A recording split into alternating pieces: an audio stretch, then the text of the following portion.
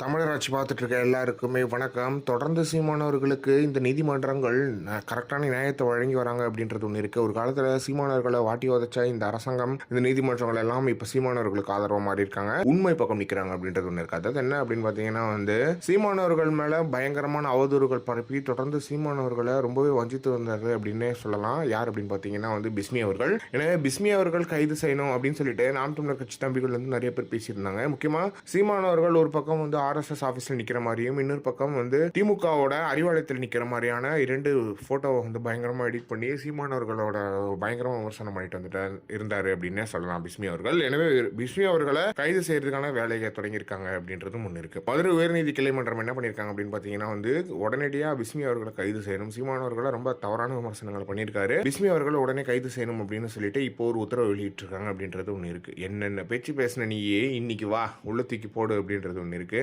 சீமானவர்கள் மேலே அவதூறு பரப்பி சீமானவர்களை என்னென்னலாம் பேச முடியுமோ பேசினா சீமானவர்கள் அமைதியாக போவார்ன்றதுலாம் 2024 முன்னாடி. 2024 அப்புறம் சீமானவர்கள் அவதூறாக பேசினா சீமானவர்கள் அமைதியாக இருக்கிறது இல்லை அப்படின்றது ஒன்று இருக்கு. அதுவும் இந்த எலெக்ஷன் முடிஞ்சோடனே சீமானவர்களுக்கு தொடர் வெற்றி தான் அப்படின்னே சொல்லலாம். டாஸ்மார்க்கில் நடக்கிற ஊழலாக இருக்கட்டும், அதுக்கப்புறம் இப்போ 37 பேருக்கு உயிரிழந்தவர்களுக்கு அந்த வேலை கொடுக்கக்கூடாதுன்ற எல்லாத்துக்குமே சீமானவர்கள் மிகப்பெரிய வெற்றி அடைஞ்சிருக்காரு நீதிமன்றத்தில் அப்படின்றதும் ஒன்று இருக்கு. எனவே இந்த வாட்டியும் பயங்கரமான வெற்றி அடைஞ்சிருக்காரு அப்படின்றதும் ஒன்று இருக்கு. எனவே உண்மையாகவே வாழ்த்துக்கள் யாருக்கு சொல்லணும் அப்படின்னு பார்த்தீங்கன்னா நாம் தமிழர் கட்சியோட வழக்கறிஞர் பாசறைக்கு தான். எனவே அவங்க பயங்கரமாக செயல்பட்டு தொடர்ந்து வெற்றிகள் மேல் வெற்றியை அடைஞ்சிட்டு வராங்க. எனவே விஸ்மி கைதா நீங்கள் எப்படி பார்க்குறீங்க அப்படின்றத மறக்காம கமெண்ட் பாக்ஸ் சொல்லுங்கள்.